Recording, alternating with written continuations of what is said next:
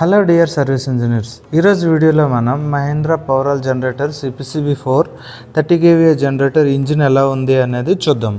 ఈరోజు ఈ వీడియోలో నేను ఇంజిన్ ఏంటి, ఇంజిన్ మోడల్ ఎలా ఉంది, సో ఇంజిన్ నెంబర్ ప్లేట్ ఎలా ఉంటుంది, దీని engine specification and alternator specification ఏంటి, అలానే కంట్రోల్ ప్యానల్, ఫిజికల్ వ్యూ మొత్తం నేను మీకు చూపిస్తా. సో ఫస్ట్ మనం జనరేటర్ ఫిజికల్గా చూద్దాం. చూడండి, ఫస్ట్ ఇది మహీంద్రా పవరాల్, మహీంద్రా కంపెనీ జనరేటరు. ఇక్కడ చూడండి రీకాన్ అని ఉంది కదా, సో రీకాన్ అనేది OEM అనమాట. సో ఇక రైట్ సైడ్ చూసుకుంటే CPCB4+ అని ఉంది. ఇది ఫ్రెష్ ఎయిర్ ఇన్లెట్, చూడండి సింగిల్ డోరే. ఇంకా బయట చూసుకుంటే ఇది ఉంది కదా, ఇది హుక్కు. మనం క్రేన్తో కానీ హైడ్రాతో కానీ లేపేటప్పుడు అది మనకు యూజ్ అవుద్ది. నెక్స్ట్ ఈ రెండు ఏంటి అంటే, ఒకటి కూలెంట్ మనం డైరెక్ట్గా రేడియేటర్ క్యాప్ ఓపెన్ చేసి డైరెక్ట్ వేసుకోవటానికి, అలానే ఇది ఇంజిన్ ఆయిల్ అనమాట. సో మనం లోపల వరకు వెళ్ళి వేయకుండా బయట నుంచి మనం పైనుంచి మనం పోర్ చేస్తే డైరెక్ట్గా దీని కింద పైప్ చూడండి,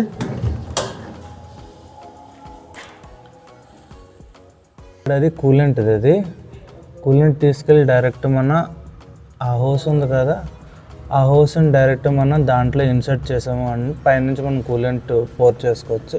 ఇది ఇంజిన్ ఆయిల్ డైరెక్ట్గా మనం ఇందులో వేసుకోవచ్చు, అది దానికి అలా యూజ్ అవుద్ది. సో ఇది ఇటువైపు. ఇంకా అలా చూసుకుంటే కింద బేసు, ఇది ఎర్త్ పాయింట్ అనమాట ఒకటి.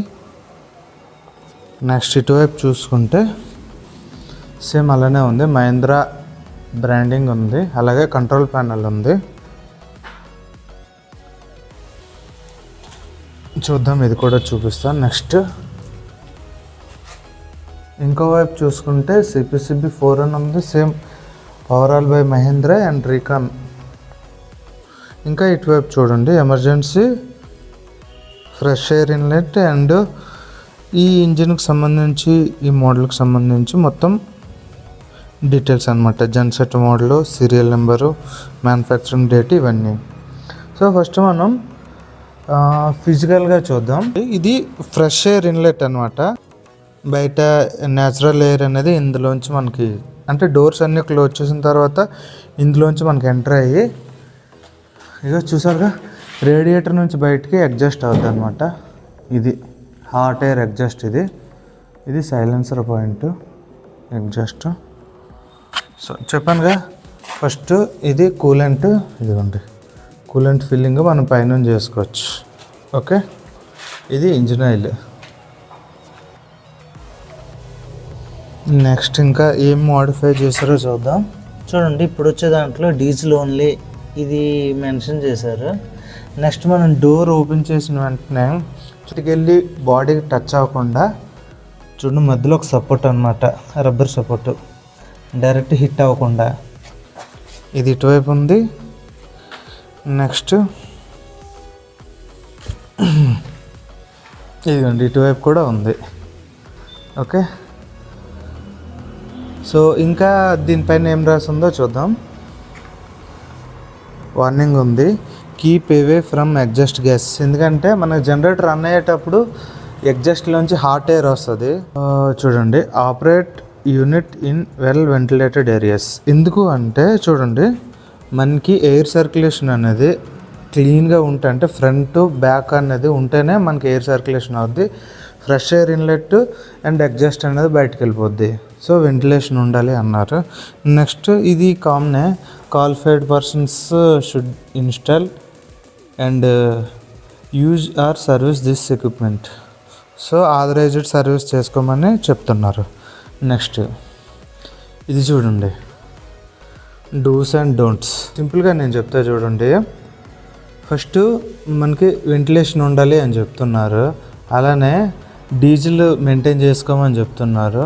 ఒకసారి మనం జనరేటర్ స్టార్ట్ చేసాము అంటే లోడ్ చేసి యూజ్ చేసిన తర్వాత ఐడియల్గా 5 minutes రన్ చేయమంటున్నారు. అలానే లోడ్ ఎప్పుడు సడన్గా ఇంక్రీజ్ చేయకుండా గ్రాడ్యువల్గా ఇంక్రీజ్ చేయండి అని చెప్తున్నారు. నెక్స్ట్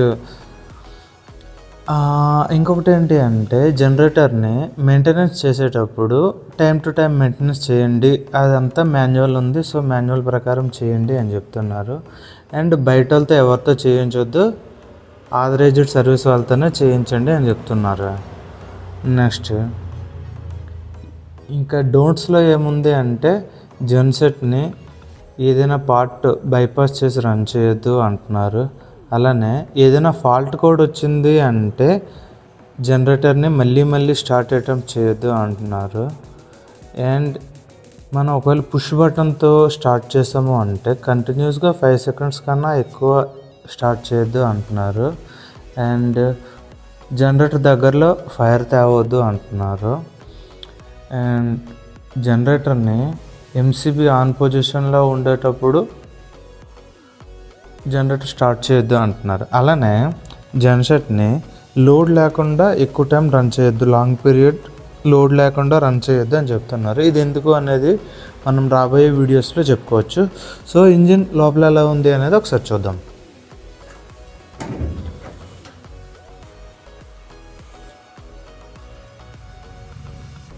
చూడండి, ప్రతి జనరేటర్కి ఉండేలాగే సింపుల్గా ఇది CPCB4 ఇంజిన్ కాబట్టి చిన్న బిఫోర్ CPCB2కి 4కి మోడిఫికేషన్ ఏవైతే ఉన్నాయో అవే ఉంటాయి. చూపిస్తా చూడండి. ఫస్ట్ కూలింగ్ సిస్టమ్ అంటే మనకి రేడియేటరే, ఎందుకంటే ఇది వాటర్ కూల్డ్ కాబట్టి ఇది రేడియేటరే. అండ్ కూలెంట్, మనకు టర్బో చార్జర్ ఉంది. చూడండి, మనకి టర్బో చార్జరు టెల్ కంపెనీది టర్బో చార్జరు. అండ్ ఇవి common intercooler pipes. Okay, so remaining జనరేటర్లకి ఈ జనరేటర్లకి డిఫరెన్స్ ఏమి ఉండదు, అంతా నార్మల్గానే ఉంటుంది, జస్ట్ మోడల్ చేంజ్ అవుద్ది. ఓకే, సేమ్ ఫిజికల్గా అన్నీ ఒకటే ఉంటుంది, బట్ కొన్ని మాడిఫికేషన్స్ ఉంటాయి, అవి నేను చెప్తా చూడండి. ఫస్ట్ మనకి మహేంద్రాలు అన్నింటికి ఇదిగోండి, ఇది బ్రీతర్ క్యాప్. సో మనం సర్వీస్ చేసేటప్పుడు ఈ క్యాప్ ఓపెన్ చేసి మనం ఇంజిన్ ఆయిల్ డైరెక్ట్గా ఇందులో చేసుకోవచ్చు. ఇప్పుడు వచ్చిన కొత్తగా ఉంది కదా చూడండి, ఈ హోస్ తీసుకెళ్ళి ఇందులో పెట్టేసి మనం పైనుంచి డైరెక్ట్ ఇంజిన్ ఆయిల్ పోర్ చేసుకోవచ్చు. అదొక మంచి విషయం చెప్పుకోవచ్చు. అలానే చూడండి, ఇది ఇంజిన్ ఆయిల్ ఫిల్టరు. అలానే ఇది ఆయిల్ కూలర్ అనమాట, దీన్ని ఆయిల్ కూలర్ అంటారు. ఓకే, ఇది ఆయిల్ కూలరు, ఇది ఇంజిన్ ఆయిల్ ఫిల్టరు, ఇది LOP సెన్సర్. చూడండి, ఆయిల్ ప్రెజర్ సెన్సర్. ప్రతిదానికి ఏంటి అంటే CPCB4లో ప్లస్ ఏంటి అంటే వైరింగ్ హార్నెస్లో ఏ సెన్సార్ ఎక్కడికి అనేది నీట్గా లేబులింగ్ చేసి ఉంటుంది. అది మనకు బెస్ట్ అనమాట. సో కొత్తగా వచ్చేటోళ్ళు ఎవరికైనా తక్కువ టైంలో అండర్స్టాండ్ అవుద్ది వైరింగ్ హార్నెస్లో, ఎందుకంటే ప్రతిదీ సెన్సార్ బేస్డ్ కాబట్టి ఏ కేబుల్ దేనికి ఒకవేళ మనం మిస్మ్యాచ్ చేసామంటే జనరేటర్ స్టార్ట్ అవ్వదు. సో అందుకని ప్రతిదీ ఇండికేట్ చేసి క్లియర్గా లేబులింగ్ చేస్తారు. ఓకే, చూడండి, ఇది ఇంజిన్ ఆయిల్ డిప్ స్టిక్. చూడండి, ఇది కూడా చెప్తా. మనం గట్టిగా పుల్ చేస్తే వచ్చేస్తుంది. చూడండి, ఇందులో రెండు హాఫ్ రౌండ్లు ఉన్నాయి కదా, అదేంటంటే మినిమం అండ్ మ్యాక్సిమం అనమాట గేజ్ ఇంజిన్ ఆయిల్ డిప్ స్టిక్లో. మనం దీన్ని చూసుకొని మన ఇంజిన్ ఆయిల్ లెవెల్ ఎలా ఉంది అనేది చెక్ చేసుకోవచ్చు. ఓకే, అలానే చూడండి, ఇది ఇంజిన్ సీరియల్ నెంబర్ అనమాట. ఇది సేమ్ ఫస్ట్ ఉండేది జనరేటర్ మోడల్ అనమాట, 3445 GM C4 అని. ఓకే, కింద ఉండేది చూడండి N3A26 MT29152. ఇదేంటి అంటే ఈ N అనేది ఇంజిన్ టైపు, ఏంటి అనేది MDI, NEF. ఓల్డ్ మహేంద్రలో ఇంజిన్ టైప్స్ ఉంటాయి. సో ఇది NEF ఇంజిన్. అలానే 3 సిలిండర్స్ ఉంటాయి. నెక్స్ట్ ఇది ఏ ఇండికేట్ చేసేది ఏంటి అంటే మంత్ అనమాట, ఏ మంత్ అనేది ఏ మంత్, B అంటే ఫిబ్రవరి, C అంటే మార్చ్, అలాగా A అనేది జనవరి మంత్, అండ్ 26 అనేది ఇయర్, M అనేది అది ప్లాంట్ లొకేషన్ అనమాట, T అనేది మనం ఏ టైప్ ఆఫ్ యూజింగ్ అనమాట. ఇండస్ట్రీలా డీజే అనేది 29152 అనేది సీరియల్ నెంబరు. ఓకే, ఇది Mahindra generator serial number coding అనమాట. నెక్స్ట్ ఇందులో చూడండి 3/1/26 జనవరి మంత్లో మ్యానుఫ్యాక్చరింగ్ కదా, చూడండి A26 అని ఉంది. సో 3/1/26. ఓకే, నెక్స్ట్ ఇది ఎల్ఎస్ సంబంధించిన ఆల్టర్నేటర్. ఓకే, నెక్స్ట్ ఇంకేం లేవు. ఒక లోపల మనకు లైట్ ఉంది, మనకు చాలా తక్కువ యూజ్ చేసుకునేది. మనం నైట్ టైం ఎప్పుడైనా డీజిల్ ఫిల్ చేసేటప్పుడు మ్యాక్సిమం యూజ్ అవుద్ది. సో మిగతావన్నీ సెన్సార్ కామనే. Crank position sensor, speed sensor, oil pressure and camshaft sensor, alternator. So ఇవన్నీ కామనే. ఇంకో వైపు చూద్దాం పదండి.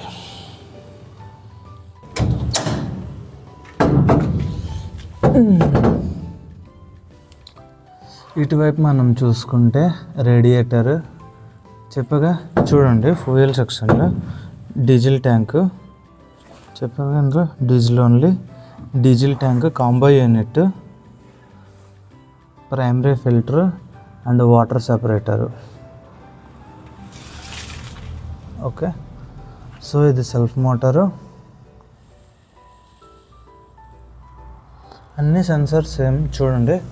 ఈజీఆర్ అలాగే సిపిసిబి నామ్స్ ప్రకారం ఉంది కాబట్టి ఈజీఆర్ ఉంటుంది. అలానే ఎవ్రీథింగ్ మనకి పొల్యూషన్ నామ్స్ ప్రకారమే రన్ అవుతుంది కాబట్టి సేమ్ కామన్ రైలు, ఫ్యూయల్ ఇంజెక్షన్ అంతా అలానే ఉంటుంది. నెక్స్ట్ ఇది చూడండి, వీటన్నిటి కమాండింగ్ ఇచ్చేది ఈసీయూ. ఇది ఇదండి ఈసీయూ. ఇది ఇక్కడికి ఆ టూల్ కనెక్ట్ చేయాలన్నా ఇది ఓపెన్ చేయాలి. ఇది ఓపెన్ చేసి మనం టూల్ కనెక్ట్ చేస్తాము. ఓకే, ఇది దీని సంప్ కెపాసిటీ చూడండి. ఇంజిన్ మొత్తం అయింది. కూలెంట్ అనేది మనకు up to 9 litres, 7 to 9 litres వరకు ఫిల్ అవుద్ది. అలానే ఇంజిన్ ఆయిల్ ఇది చూడండి, ఇది డ్రైన్ అనమాట, డ్రైన్ బోల్టు. ఓకే, ఇది మనకి అప్ టు 6.75 వరకు ఇంజిన్ ఆయిల్ కెపాసిటీ ఉంటుంది, lube oil capacity. Okay, single bowl filter and water separator, engine oil filter ఒకటి, 6.75 కూలెంట్ టాప్అప్ ఇది. ఓకే, సో బ్యాటరీ ఇదంతా మనకి 12 వోల్టేజ్ ఆపరేటెడ్ సిస్టము. సో మనకి 100 amps బ్యాటరీ ఇచ్చారు. ఎక్స్ సైడ్లో 100 amps బ్యాటరీ. ఇది ఇంజిన్ మోడల్ M3205G5. అలానే చూడండి ఇంజిన్ కెపాసిటీ ఏంటంటే 29.4 kW, 1500 RPMలో మనకి 29 kW అనేది జనరేట్ చేస్తుంది. ఓకే, ఇది ఇంజిన్ కెపాసిటీ. ఇప్పుడు మనం ఆల్టర్నేటర్ చూద్దాం. ఇది మనకి ఎల్ఎస్కి సంబంధించిన alternator, one of the best alternator అనమాట. మ్యాక్సిమం మహీంద్రాలో ఎల్ఎస్ఏ ఎక్కువ యూజ్ చేస్తారు. ఇందులో టైప్ అనేది చూడండి. ఫస్ట్ ఎల్ఎస్ఏపి 42.3C అనేది మోడలు, 30 kVA. ఇది 24 kW అనమాట. అంటే 30 kVA 24 kW, 415 volts. దీని మ్యాక్సిమం కరెంట్ రేటింగ్ ఎంత అంటే 41.7 అనమాట. యాంప్స్ మనం ఒక్కో ఫేజ్ నుంచి మనం డ్రా చేసుకోవచ్చు. అలానే ఫ్రీక్వెన్సీ 50 Hz అనమాట ఫ్రీక్వెన్సీ. ఓకే, ఇది సింపుల్గా మనం దీన్ని చెప్పుకోవచ్చు. ఇక నెక్స్ట్ ఇంకో వైపు చూసుకుంటే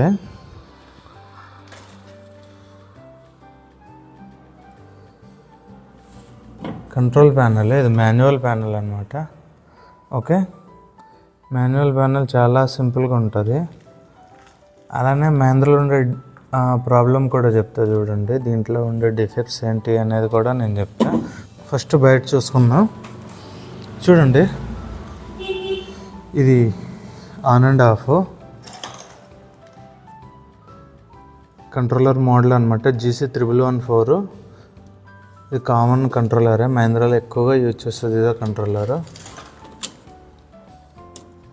చూడండి ఎంసీబీ, లోడ్ ఎంసీబీ 50 amps, అంతే, ఎక్కువ ఉండదు.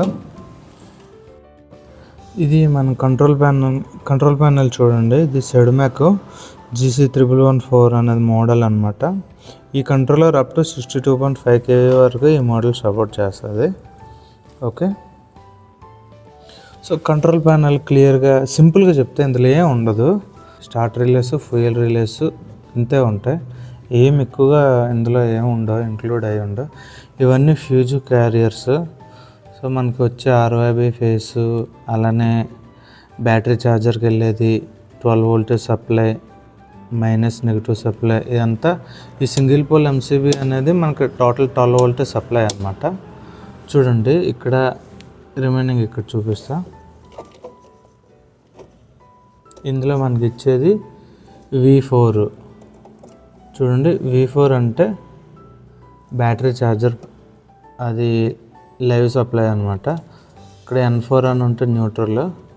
అలానే ఇదిగండి చూడండి remote start and stop, earth connection. Okay, ఇది ఈ 100 అనేది మైనస్ అనమాట.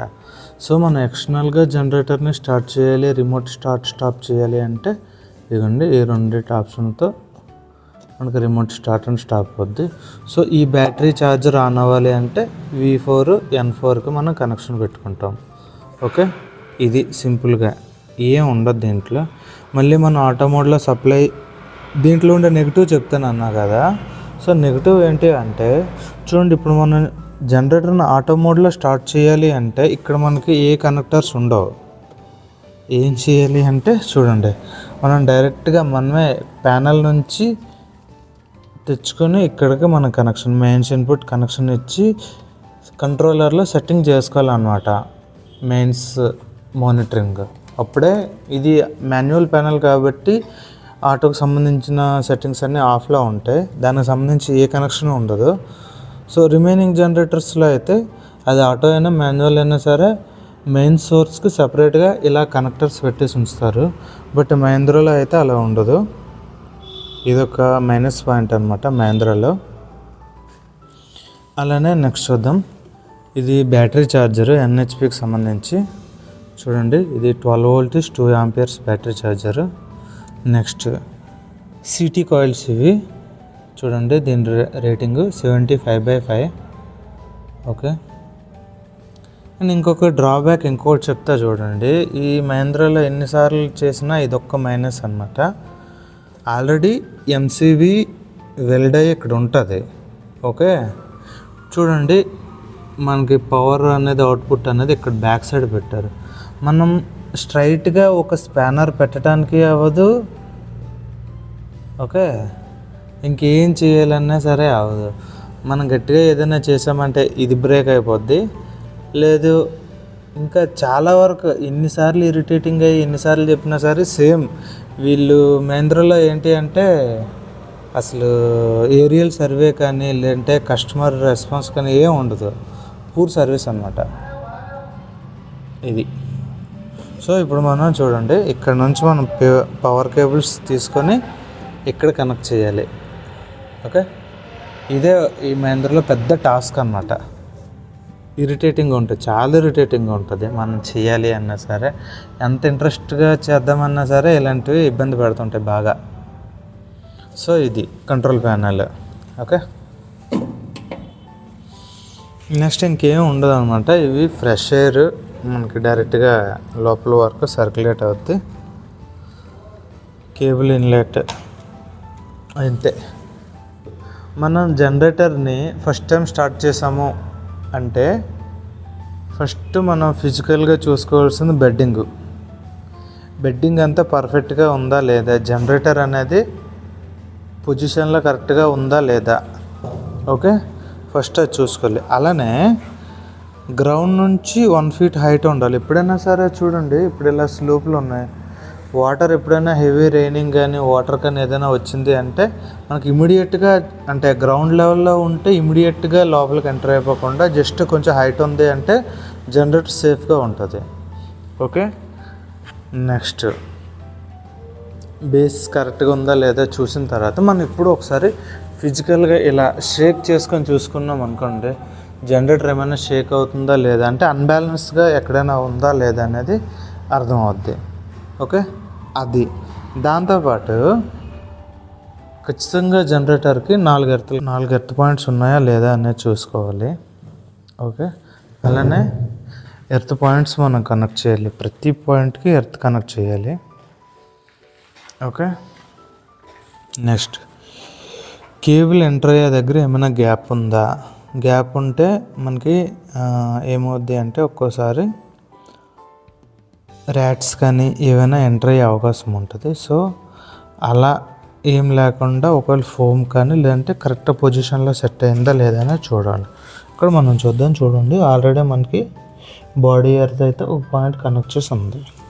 ఓకే, ఇంకా మనం న్యూట్రల్ ఎర్త్ అనేది మనం లోడ్ దగ్గర నుంచి తీసుకోవచ్చు. ఓకే, ఇది ఎలక్ట్రికల్ పరంగా.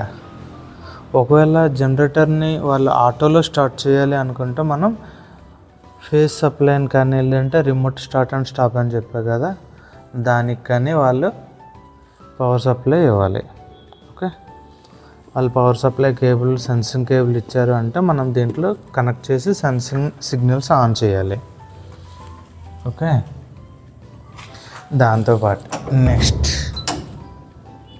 డీజిల్ని ఫస్ట్ ఫిల్ చేసి ఎయిర్ లాక్ తీయాలన్నమాట. ఓకే, ఎయిర్ లాక్ తీసి మనం ఒకవేళ స్టార్ట్ చేయాలనుకుంటే ముందుగానే ఎయిర్ లాక్ తీయాలి. సో మనం కొత్తగా జనరేటర్ని స్టార్ట్ చేసేటప్పుడు మనకి చూడండి అక్కడ ఎగ్జాస్ట్ కనెక్ట్ అయ్యి ఉండదు, అలానే బ్యాటరీ అనేది ఓపెన్లో ఉంటుంది. సో ఫస్ట్ మనం బ్యాటరీ కనెక్ట్ చేయాలి, ఎగ్జాస్ట్ పొజిషన్ సెట్ చేయాలి. ఈ రెండు సెట్ చేసిన తర్వాత డీజిల్ ఫిల్ చేసి ఎయిర్ లాక్ తీయాలి. ఎయిర్ లాక్ తీసి జనరేటర్ని ఐడిల్లో స్టార్ట్ చేయాలి. ఓకే, ఏ అలారమ్స్ ఏం లేకుండా ఐడిల్లో స్టార్ట్ చేసి ఒక 2-3 మినిట్స్ రన్ చేసిన తర్వాత లోడ్ని గ్రాడ్యువల్గా ఇంక్రీజ్ చేయాలి. Okay,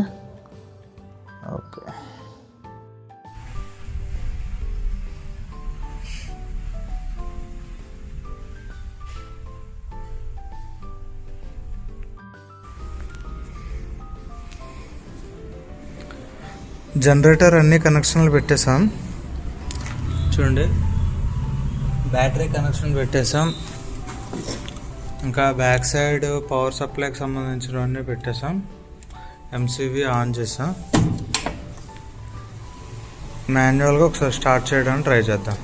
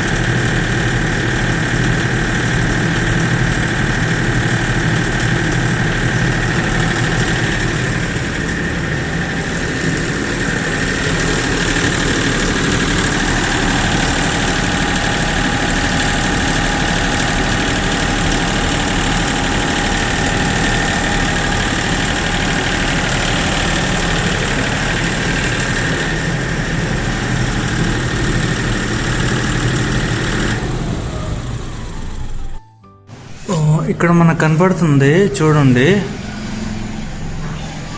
100 amps ATS panel, auto change over అనమాట, ఆటో ట్రాన్స్ఫర్ స్విచ్. సో అందులో మనకు వోల్టేజ్ వస్తుంది. బట్ మన జనరేటర్ ఆటో మోడ్లో రన్ అవ్వాలి అంటే మనకి కంట్రోలర్లో కూడా చూపించాలి ఆటో మోడ్. ఓకే, సో ఇక్కడ మనకి ఆటో సెన్సింగ్ లేదనమాట.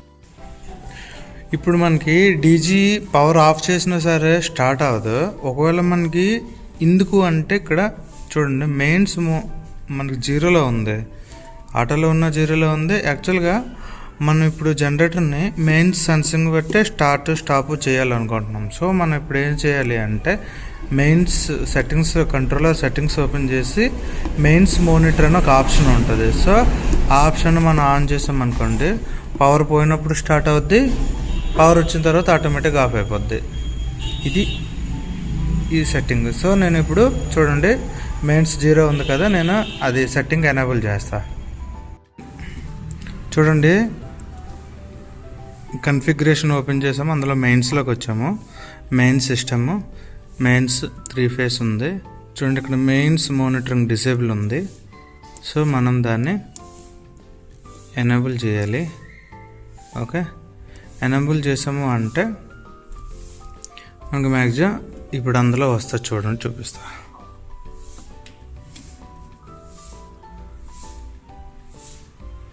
Main face reverse. ఇదేంటి అంటే చూడండి మనకి RYB ప్లేస్లో YRB ఉంది అనుకోండి, అలా ఆప్షన్ వస్తుంది. దానికి కూడా మనం మళ్ళీ సెట్టింగ్స్ ఓపెన్ చేసి మెయిన్స్ సెన్సింగ్ మార్చుకోవాలి. చూడండి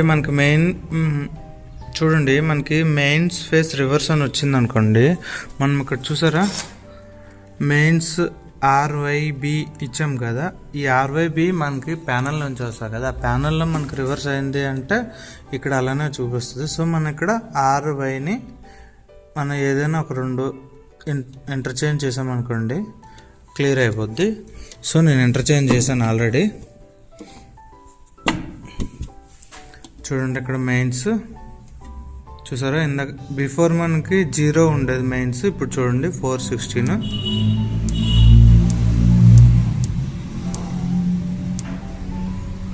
mains line to neutral, line to line. Okay, ఇది అన్నమాట.